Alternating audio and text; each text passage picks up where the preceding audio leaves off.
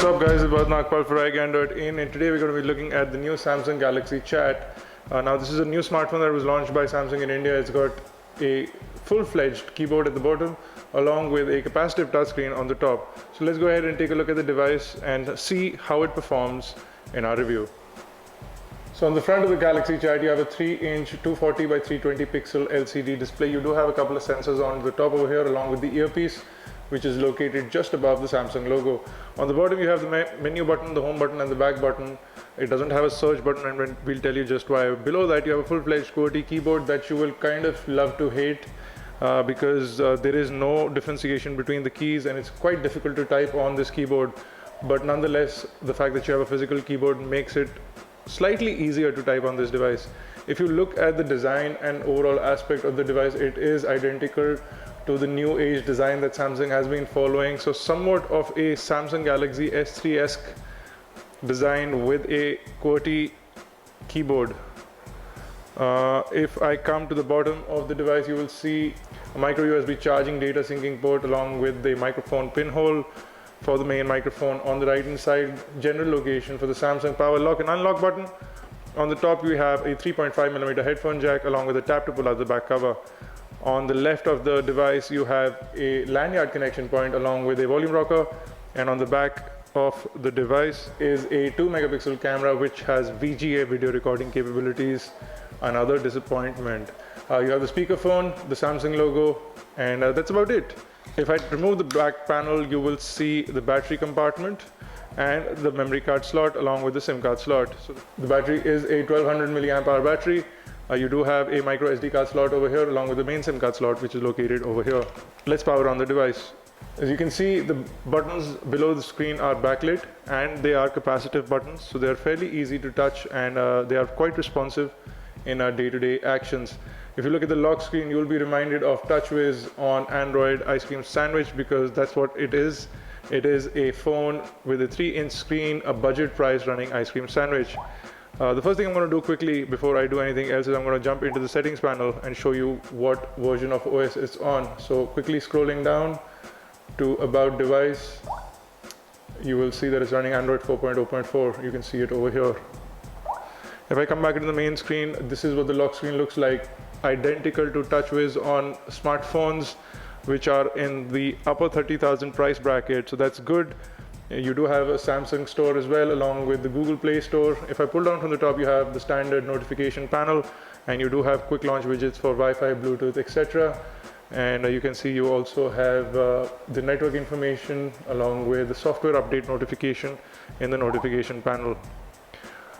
Now this does not come with Google Now since it's running Ice Cream Sandwich and not Jelly Bean, but hopefully you can get this device updated. If you look at the main screen, you'll see that pinching out reveals the 7 home screen layout. Again, you can customize these screens by deleting or adding them according to your requirements.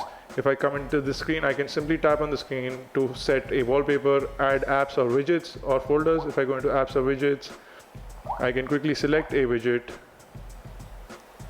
and place it on the home screen. It's as easy as that.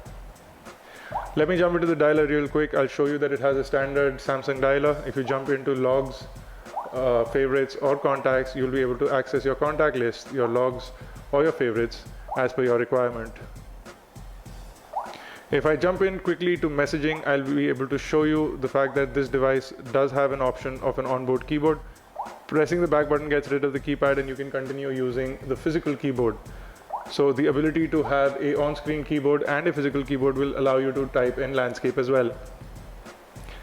Typing on the Galaxy Chat is fairly difficult, as for bigger fingers like mine it was quite difficult to locate what key is where, since there is no differentiation between the keys and they're quite tightly packed. Overall, Android on this is fairly responsive. You can see the device is really fast and flowing. In terms of day-to-day usage, we had no issues with the device.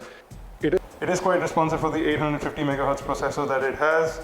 It does have 4 GB of internal storage and it does support a micro SD card up to 32 GB. If I quickly jump into the internet browser to show you what it looks like, We're going to quickly load up our website, which is iGAN.in. So it loads up the full website without any issues. If you would like to visit our mobile website, which is faster on cell phones, you can visit m.igan.in. You do have an auto redirect which works for most devices. You can see that it loads up the full website. It's fairly smooth and fluid. Panning around on a website is good. You can continue to pinch to zoom in till the text becomes really crisp. So despite the fact that it's a low-res screen, reading text is not a problem. If I switch from portrait into landscape, you'll be able to see that it's almost a seamless switch for the device. Pinching out is very smooth, and so is scrolling. You also have kinetic scrolling on the device, and it performs just great. I'm going to quickly load up a video from YouTube to show you how video performance is on this device. And again, you know what video I'm going to search for, so let's just cut to the chase and quickly play it for you guys.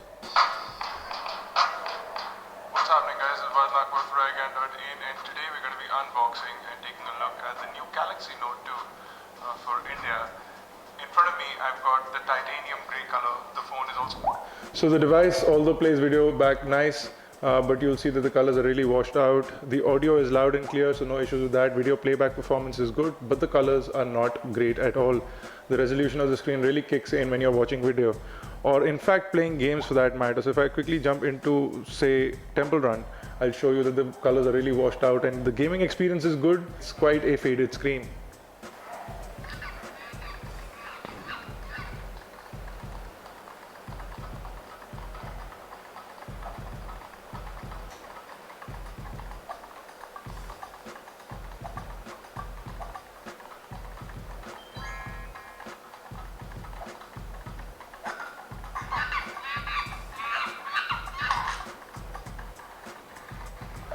So you can see that even playing a basic game like Temple Run is quite laggy on this device. This device is essentially not made for gaming, but more or less for chatting and doing other kind of things. So I'm also going to play Bad Piggies, which is a game by Rovio.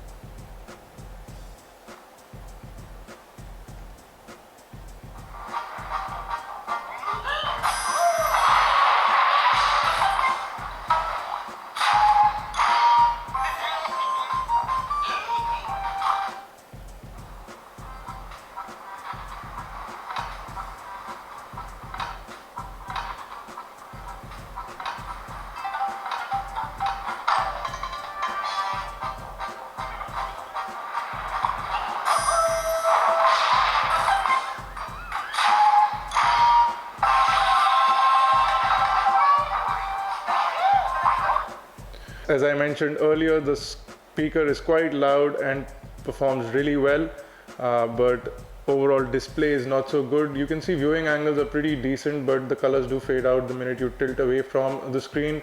Vertical viewing angles are great, no problems with those. Overall, the device is really nice and responsive. The earpiece and the microphone are good and performed great during phone call tests. Battery life was a good 5 hours over 3G.